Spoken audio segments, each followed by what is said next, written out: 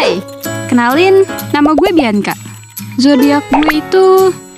gak usah lah ya, ntar malah ribet. Oh iya, saat ini usia gue 24 tahun dan kerja di salah satu kantor di Jakarta.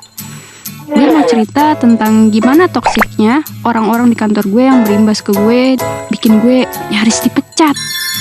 Gas lah, langsung cerita aja ya. Jadi, di kantor gue ini terbagi jadi 4 divisi, di mana masing-masing divisi itu punya wilayah teritorialnya sendiri. Katakanlah terbagi jadi 4 ruangan gitu. Jadi ada 1 sampai 4 ruangan. Di ruangan 1 isinya senior-senior gue yang udah lebih tua.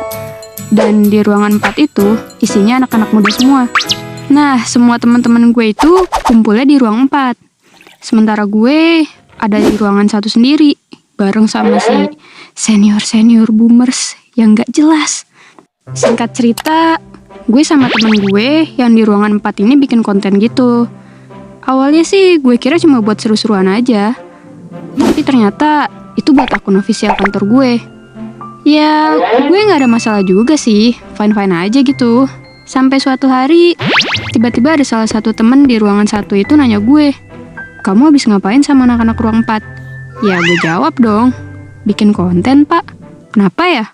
Jadi ternyata, menurut rumor yang beredar, emang dari sebelum gue masuk, anak-anak ruangan 4 ini gak akur sama ruangan yang lain. Bahkan, parahnya lagi, sebetulnya tiap ruangan itu gak akur. Tapi orang-orang dari ruangan 1 sampai 3, entah kenapa kayak bersatu gitu buat nge-hate orang-orang di ruangan 4. Awalnya gue pikir itu bukan masalah besar, karena ya udahlah ya, gak ada sangkut pautnya juga sama gue. Sampai akhirnya, setelah buat konten itu, gue disindir-sindir terus sama 2 mbak-mbak dari ruangan gue sendiri. Sebut aja nama mereka, Lina dan Wati. Mereka kayaknya emang gak seneng gitu deh sama gue. Padahal gue gak ngapa-ngapain.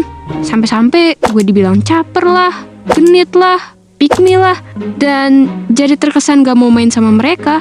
Padahal cuma perkara konten bareng sama anak-anak di ruangan 4 itu.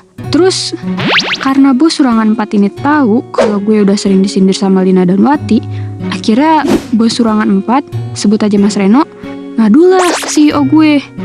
Mas Reno kayak gak suka gitu kalau gue disindir. Ya, ngebela gue gitu lah. Sementara bos di ruang gue sendiri aja mah buru-buru mau peduli.